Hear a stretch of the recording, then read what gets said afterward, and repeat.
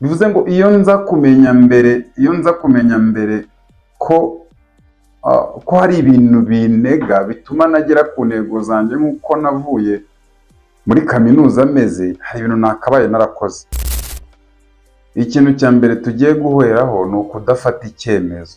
Sasa kudafata icyemezo gihamye, urabona abantu twese turashaka gutsinda, turashaka nyine gutera imbere, ariko ikibazo gihari si icyo ikibazo uko dushaka gutera imbere, ahubwo ikibazo ni ntago tuzi neza ni iki dushaka gutera imberemo, nta direction, nta plan nyine ushaka gutera imbere, ariko nta mipangu, nta cyerekezo, nyine biraho.